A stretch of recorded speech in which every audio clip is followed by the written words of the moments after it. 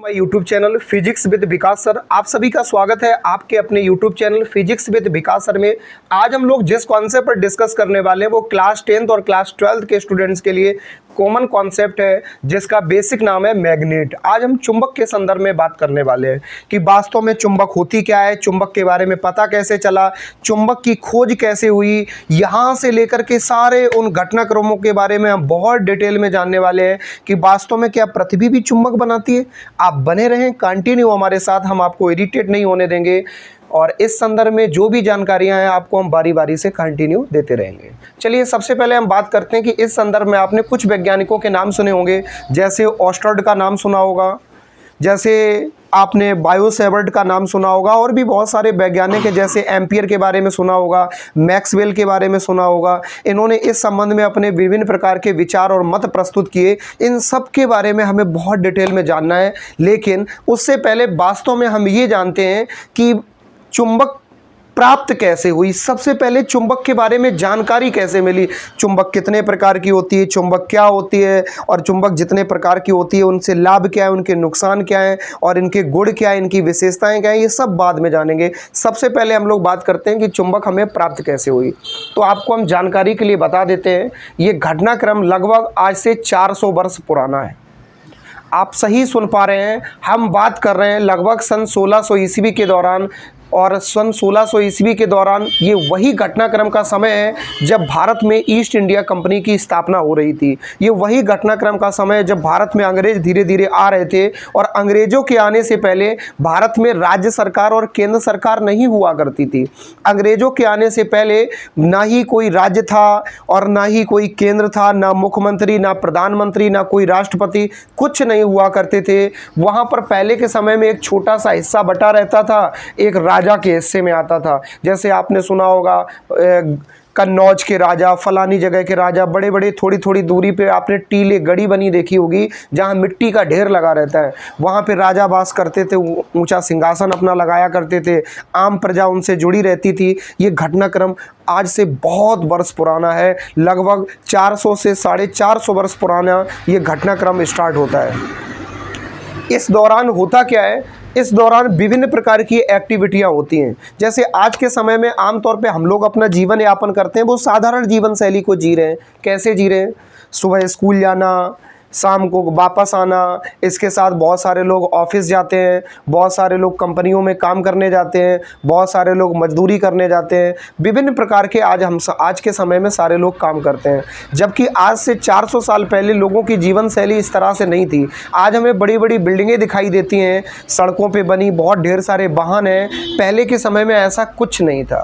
पहले के समय में लोगों का जो मुख्य जीवन शैली व्यतीत करने का जो एजेंडा था वो सिर्फ और सिर्फ ये था, जानवरों को चराना, खाना खाना, सोना, मर जाना, बस यही उनकी जीवन शैली थी पहले के लोगों की। लेकिन हुआ क्या, तो पहले के समय में लोग मुख्यतः जो मुख्य काम किया करते थे, आपने एक विक्रमादित्य की कहानी सुनी होगी कि उसमें एक टीले पे एक राजा छोटा बच्चा जाके सिंहासन पर जैसे ही विक्रमादित्य के बैठता था, उसके अंदर दैवी शक्ति, ईश्वरी शक्ति आ जाती थी।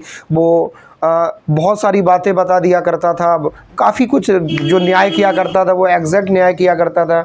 ऐसे ही पहले के समय में जो लोग जानवर चराने के लिए जाया करते थे, तो आपको पता है कि आज आप जहाँ पे बड़ी बड़ी बिल्डिंगें देखते हो, बहुत ढेर सारे मकान देखते हो, इमारतें देखते हो, वहाँ के समय पहले के समय में वहाँ जंगल थे, पेड़ पौधे खड़े थे। आज के समय में जहाँ घनी बस्तियाँ दिखती, वहाँ पहले के समय में पौधे थे। तो लोग चरवाहे टाइप के, लोग पेड़ पौधे टाइप के हुआ करते थे, बड़ी बड़ी ऊंचे ऊंचे टीले बने हुआ करते थे। क्योंकि आज हम जो एक सी ज़मीन देखते हैं, एक सी धरातल देखते हैं, वो आज के समय में है, जबकि पहले के समय में नहीं थी। उन टीलों पे लोग जानवर लेके जाया करते थे। लेकिन आपने कभी विचार किया, जानवर लेके तो लोग जाया करते थे, लेकिन लोग पहना क्या करते थे? आज के समय की जीवन शैली ऐसी है कि हमारे पास स्कूल जाने के लिए अलग कपड़े हैं, कोचिंग जाने के लिए अलग कपड़े हैं, घर में पहनने के लिए अलग कपड़े हैं, रिश्तेदारी में जाने के लिए अलग कपड़े हैं, बारात में जाने के लिए अलग कपड़े हैं। हालांकि हम बहुत पुराने समय से तो नहीं, लेकिन हमें इतना पता है कि हम स्कूल की ड्रेस पहन के ना जाने कितनी बार बारात में गए होंगे। और ऐसा बहुत सारे लोगों के साथ होता है कि कई पार्टियाँ तो अटेंड की, लेकिन स्कूल की ड्रेस में ही पार्टियाँ अटेंड की। खैर वो छोड़िए। लेकिन हम मुद्दे की अगर बात करें, पहले के समय में लोगों के पास बहुत सारी ड्रेसें नहीं हुआ करती थी। पहले के समय में वही एक जोड़ी कपड़े बड़ी मुश्किल से किसी किसी के यहाँ होते थे, तो जब एक व्यक्ति कपड़े उतार देता था तो दूसरा व्यक्ति उस घर का पहन के वो बाहर जाता था, फिर तीसरा व्यक्ति पहन के जाता था। इससे पहले भी बहुत विपरीत परिस्थितियाँ रही हैं। विपरीत परिस्थितियां कैसे कि पहले के समय में तो कपड़े नहीं हुआ करते थे। आपने मानव सभ्यता का विकास के संदर्भ में सुना होगा कि लोग पहले पत्ते लपेट के अपने शरीर को ढका करते थे। खैर, इस तरह की कहानियां रहीं। आज के समय में हमारे पास जूते होते हैं विभिन्न प्रकार के, हमें तो उनके नाम भी नहीं पता। इतने बढ़िया आइटम, बड़ा एकदम बच्चे बड़े स्टैंडर्ड नाइकी के जूते और जने क्या जूते पहनते रहते हैं। हज़ारों रुपए के तो जूते पहन लेते हैं, तरह तरह के जूते। और घर में रहने के लिए स्लीपर, बाहर जाने के लिए सैंडल, जूते और पता नहीं क्या क्या पहनते रहते हैं। और महिलाएं ऊंची एड़ी वाली चप्पल, नीची एड़ी वाली चप्पल और मध्यम एड़ी वाली चप्पल, और बड़ा उनका भी सबका अलग है स्टैंडर्ड रहता है। जूती से लेकर के विभिन्न प्रकार की चीज़ें हैं। पहले के समय में लोग क्या पहनते थे? पहले के समय में पहले तो कुछ पैरों में पहनते नहीं थे क्योंकि व्यवस्थाएं नहीं थी। पहले के समय, हम उस समय की बात कर रहे हैं जब राजा महाराजा हुआ करते थे, जब राज्य सरकार, केंद्र सरकार, मुख्यमंत्री, प्रधानमंत्री नहीं, क्योंकि उस समय का जो राजा था वो असली राजा वही राजा था, वही राज्य चलाता था, वही न्यायाधीश था, वही सरकार था, वही मंत्री था, जो था वही था, सब कुछ वही फैसले लेता था। यानी आज जज की भूमिका जो जज निभा रहे हैं, उस समय राजा ही जज की भूमिका निभाता था। तो हुआ क्या कि लोगों के पैरों में पहनने के लिए चप्पल नहीं थी पहले के समय में। बहुत सारे लोग अगर कुछ पहनते थे तो पैरों में लकड़ी की खड़ाऊ पहनते थे। बहुत सारे लोग कुछ अगर पहनते थे तो चमड़े के जूते पहनते थे। और चमड़े के जूतों की आपको विशेषता पता है, चमड़े के जूतों की आपको विशेषता पता होगी कि उनमें लोहे की कीलें लगी रहती हैं नीचे की तरफ। अब कहोगे सर ये बातों का उस समय से, चुंबक से क्या संदर्भ है तभी तो आपको मैं बता रहा हूँ कि लोग जूते पहनते थे और जूते भी चमड़े के होते थे जिसमें लोहे की कीलें लगी रहती थी। और जूते अगर वजनदार की बात करें तो आपको पता ही ये जूते 2-2 किलो, 3-3 किलो, 4-4 किलो तक के हो सकते हैं। आज नाइकी जैसे कंपनियों के विभिन्न प्रकार के कंपनी के शूज़ आते हैं, 100-100 ग्राम के शूज़ आ जाते हैं, 200-200 ग्राम के जूते आ जाते हैं। खैर वो छोड़िए।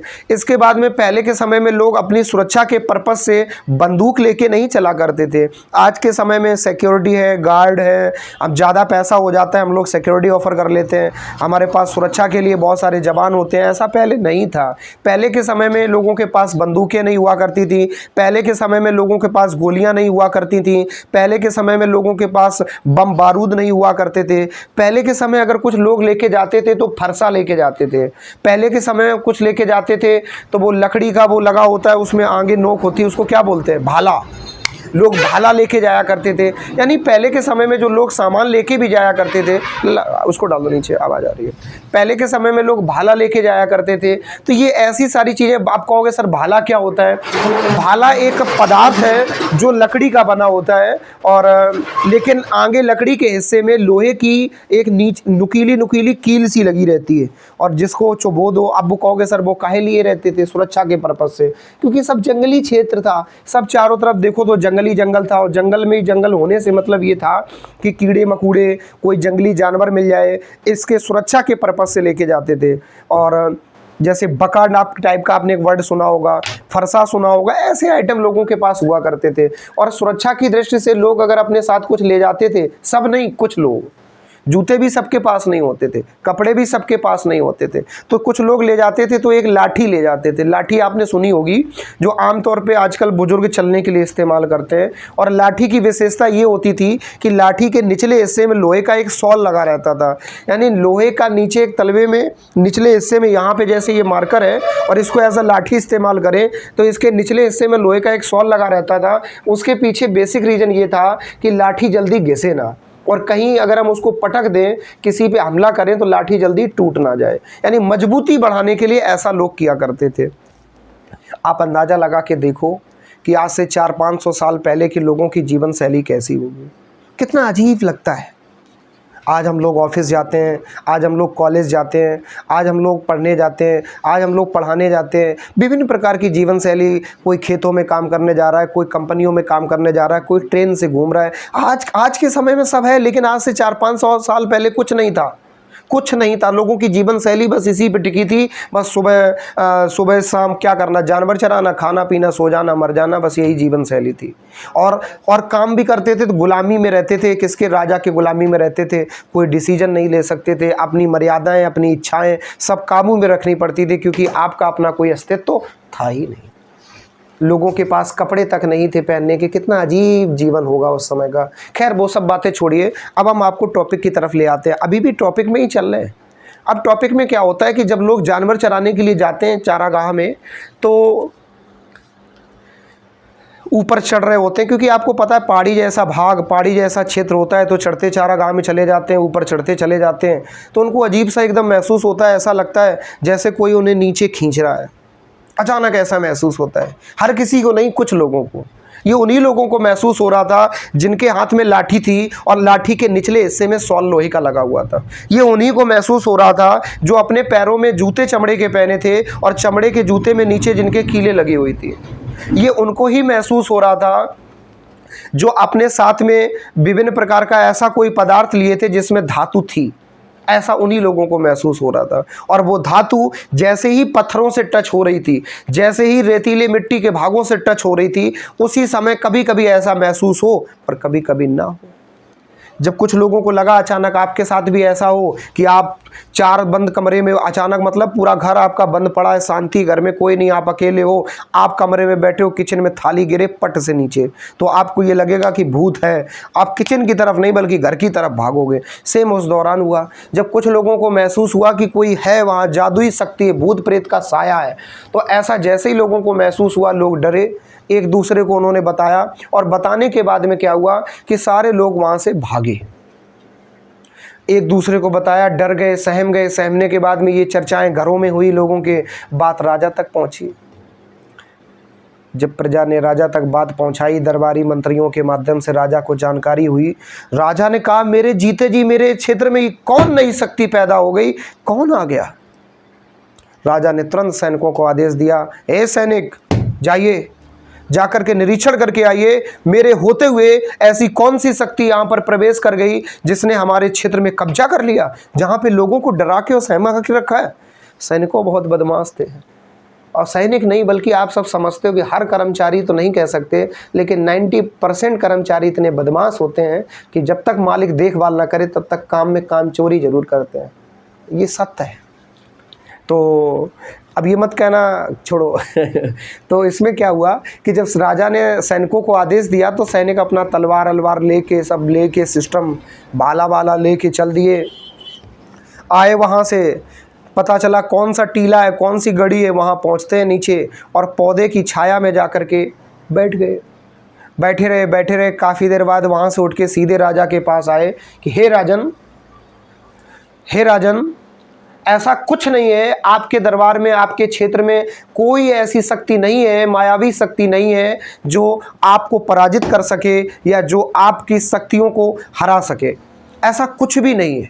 यानी सैनिकों ने बिना निरीक्षण किए राजा को गलत जानकारी दे दी। राजा को खुश हो गया, राजा को लगा कि हमारे सैनिकों ने कहा वो सही है। अब राजा ने प्रजा को समझाया, ऐसा कुछ नहीं, आप जाइए। फिर भी लोगों के अंदर डर रहा। लोग उस चारागाह में जाना बंद कर दिए। अब दूसरे चारागाह में, दूसरे टीले की तरफ जाने लगे। जब दूसरे टीले की तरफ गए तो वहां भी यही क्रिया हुई। अब वो डरने लगे। कुछ लोग कहें कि कुछ है मायावी शक्ति, कुछ लोग कहें कुछ नहीं है। तो ऐसी सारी क्रियाओं के फलस्वरूप हुआ ये कि फिर जो लोग थे उनकी हिम्मत भी नहीं पड़ रही थी कि राजा तक दोबारा बात पहुँचे। फिर उन्होंने राजा तक दोबारा बात पहुँचाई। तो राजा तक जब दूसरी बार बात गई तो राजा गुस्सा हुए कि हमें लगता है हमें गलत जानकारी दी गई, हमें सही अपडेट नहीं दिया गया। तो राजा ने क्या किया, फिर सैनिकों को डांटा और सैनिकों को दोबारा डांट करके भेजा। जब दोबारा से सैनिक डांट करके भेजे गए तो जो सैनिक थे वो फिर जाते हैं, फिर जा कर के सोचते हैं पता नहीं क्या मामला है, और जाते हैं। जैसे ही फिर से वो पत्थरों में जाते हैं, चल के आते हैं। चल के आने के बाद उन्हें थोड़ा बहुत महसूस होता है, लेकिन वो इस चीज़ को समझ नहीं पाते हैं क्योंकि राजा ने डांटा था। वो क्रोध में गए तो उन्होंने जल्दी जल्दी पैर पटके, जल्दी जल्दी तेजी से तलवार पटकी। उन्हें कहीं कुछ समझ में ही नहीं आया। क्योंकि जब हम फुर्सत में होते हैं, आराम से होते हैं, तो बहुत स्लो स्लो मोशन में चलते हैं, एकदम धीरे धीरे डग डग डग डग करते हुए।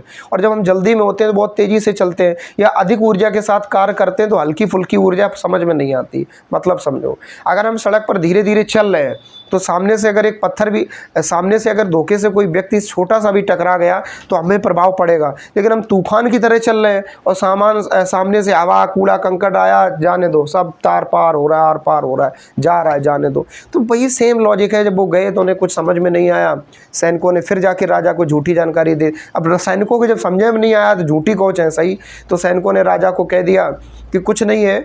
जब सैनिकों ने राजा से ऐसा कह दिया तो राजा ने भी प्रजा को बहुत डांटा और फटकारा, तो प्रजा शांत हो गई, बात वहीं दब गई। अब घटनाक्रम आता है उसके 100-150 साल बाद।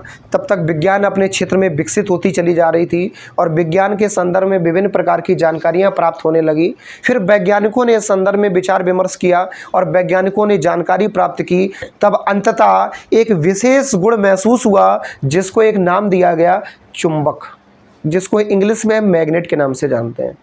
वैज्ञानिकों के द्वारा की गई विभिन्न क्रियाओं के फलस्वरूप एक ऐसे विशेष गुण को महसूस किया गया जो वास्तव में किसी वस्तु को अपनी ओर आकर्षित और प्रतिकर्षित करने की क्षमता रखता था, जिसको इस संदर्भ में एक नाम दिया गया चुंबक, और जिसको हम इंग्लिश में मैग्नेट के नाम से जानते हैं।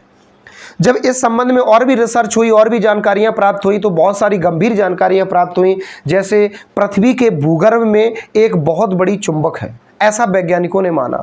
और जो चुंबक है भी पृथ्वी के भूगर्भ में, वो चुंबक हम अगर चाहें तो पृथ्वी की सतह पे हम स्वयं चुंबक बना सकते हैं। हालांकि ये माना गया कि पृथ्वी भी एक विशाल चुंबक है। हाँ, पृथ्वी भी एक विशाल चुंबक है और पृथ्वी में चुंबक दबी हुई है, ऐसा लोगों ने, वैज्ञानिकों ने कहा। और इस संदर्भ में बताया भी है कि हजारों साल पहले, करोड़ों साल पहले जब पृथ्वी की उत्पत्ति हुई और जब एक विशालकाय पिंड इस पृथ्वी से टकराया था, तो टकराने के बाद में मतलब पृथ्वी से नहीं टकराया था, ग्रह से टकराया, तो उसके विभिन्न टुकड़े हो गए। टुकड़े होने के बाद एक पृथ्वी अलग ग्रह बना और इस पृथ्वी के ग्रह में विभिन्न प्रकार की क्रियाएं और प्रतिक्रियाएं हुई, जिसके फलस्वरूप जो इसके नीचे जमीन के अंदर धातुएं दबी हुई हैं, वो धातुएं, बहुत सारी धातुओं ने चुंबक का गुण ले लिया, चुंबक के गुण को ग्रहण कर लिया, जिसके कारण जो पृथ्वी के अंदर दबी हुई वस्तुएं थीं वो चुंबक के रूप में आ गई। अब आपके मन में प्रश्न आया होगा कि सर, हमने तो ये भी सुना है कि हम खुद चुंबक को बना सकते हैं। हाँ, आप बना सकते हो अकॉर्डिंग टू रूल। अगर किसी धागे में बांध के लोहे की वस्तु को आप स्वतंत्र पूर्वक लटकाओ, बहुत ध्यान से सुनिएगा, अगर किसी धागे में बांध के लोहे की किसी वस्तु को स्वतंत्र पूर्वक लटकाओ और लटकाने के बाद में, जैसे ये मार्कर है, यहाँ से धागे से बांधा और ऐसे आपने इसको फ्रीडमली लटका दिया और इसको हिलाने के बाद छोड़ दो। जब इसको आप छोड़ोगे तो इसकी ये विशेषता है, ये जैसे मान लो लोहे की रॉड है, तो ये दो दिशाओं में रुकेगी इस प्रकार से, या तो उत्तर दक्षिण दिशा में स्थिर होगी या फिर दक्षिण और उत्तर दिशा में स्थिर होगी। यानी या तो इस तरह से या तो इस तरह से स्थिर होगी। स्थिर होने के बाद में ये जैसी रुके, इसको मिट्टी में गड्ढा खोद के आप 1 फुट, 2 फुट, 3 फुट, 4 फुट कितना भी दबा दीजिए, और दबाने के बाद मात्र 24 से 48 घंटे में आप देखोगे कि इसमें चुंबकीय गुण आ जाएगा। लेकिन चुंबकीय गुण तो होगा, लेकिन चुंबकीय गुण ना के बराबर होगा। आप यदि ये सोच रहे हो कि चुंबकीय गुण बहुत विशाल मात्रा में आ जाएगा, नहीं, उस चुंबक से आप हर वस्तु को, ट्रक को, कार को, ट्रैक्टर को नहीं चिपका सकते हो। लेकिन हाँ, आप सिक्के को जरूर चिपका सकते हो। लेकिन हाँ, आप छोटे मोटे धातु के, लोहे के टुकड़ों को चिपका सकते हो। आप सोने चांदी के छोटे छोटे टुकड़ों को चिपका सकते हो। आप इस विशेष एक्टिविटी को करके देख सकते हैं। हम आपके लिए यह गृह कार्य के रूप में छोड़ रहे हैं। चलिए, लेकिन आपको ये बेसिक बात याद रखनी कि वास्तव में ये चुंबक के पीछे का एजेंडा क्या है। इस कॉन्सेप्ट को हमने ऑस्टर्ड के द्वारा लिखी गई किताब में पढ़ा है, जिसके संदर्भ में हमने जानकारी आपको प्रदान की कि वास्तव में चुंबक के संदर्भ में प्रारंभिक जानकारियां क्या थी और किस तरह से हमें ये जानकारियां प्राप्त हुई। इसके संबंध में जैसे बायोसेवर्ट और ऑस्टर्ड का नाम आपने सुना होगा और एम्पियर का नाम सुना होगा कि इस संदर्भ में इन्होंने क्या बताया, मैक्सवेल ने क्या बताया, इन सब के बारे में हम आगे बहुत डिटेल में बताने वाले हैं। आप हमारे चैनल से जुड़े रहिएगा। अगर हम शॉर्ट में आपको बेसिक जानकारी दें कि चुंबक क्या होती है, तो आप सरलता से सुन सकते हैं। चुंबक को इंग्लिश में मैग्नेट कहते हैं। जो किसी धात्विक वस्तु को अपनी ओर आकर्षित या प्रतिकर्षित करने का गुण रखता है, उसको हम चुंबक कहते हैं। सामान्यतः हम चुंबक को 2 भागों में बांट सकते हैं। एक वो चुंबक जो प्रकृति के द्वारा प्रदान होती है, उसको हम प्राकृतिक चुंबक के नाम से जानते हैं। एक वो चुंबक जो मानव निर्मित चुंबक के नाम से जानी जाती है। प्राकृतिक चुंबक को हम नेचुरल मैग्नेट कहते हैं, और नेचुरल मैग्नेट वो मैग्नेट है जो प्रकृति के द्वारा होने वाली क्रियाओं के हजारों करोड़ों साल पुरानी क्रियाओं के फलस्वरूप हमें प्राप्त हुई है, उसको हम प्राकृतिक चुंबक कहते हैं। वहीं मानव निर्मित चुंबक से तात्पर्य है जो मनुष्य के द्वारा, वैज्ञानिकों के द्वारा प्रयोगशाला में जिसे निर्मित किया जाता है, उसे हम मानव निर्मित चुंबक कहते हैं। वास्तव में मानव निर्मित चुंबक को हम दो भाग में बांट सकते हैं। आप बिल्कुल सही सुन पा रहे हैं। एक वो जिसका नाम होता है दंड चुंबक, जिसको हम छड़ चुंबक के नाम से भी जानते हैं, और सेकंड होता है नाल चुंबक। अब हम बात कर लेते हैं कि पहला दंड चुंबक क्या होता है, जिसका आकार छड़ के आकार के समान होता है। छड़ के आकार के समान होने के साथ ही साथ इसमें दो ध्रुव होते हैं, एक उत्तरी ध्रुव और एक होता है दक्षिणी ध्रुव। इसके बाद हम बात कर लेते हैं कि नाल चुंबक क्या होती है। नाल चुंबक एक वो चुंबक होती है जिसका आकार घोड़े के नाल के आकार के समान होता है, जिसके हम विभिन्न रूपों में इसके एक्सप्लेन कर सकते हैं। ये हमारी दंड चुंबक है और ये हमारी नाल चुंबक है। नाल चुंबक का आकार घोड़ों के नाल के आकार के समान होता है। एक तो इसका ये चित्र आपने देखा होगा, एक दूसरा ये दोनों को मिला के एक चित्र है।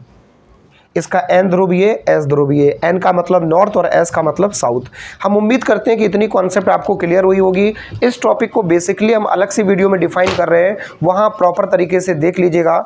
आप वीडियो को लाइक करें और चैनल को सब्सक्राइब करें, साथ ही साथ संबंधित छात्रों के साथ वीडियो को साझा करें।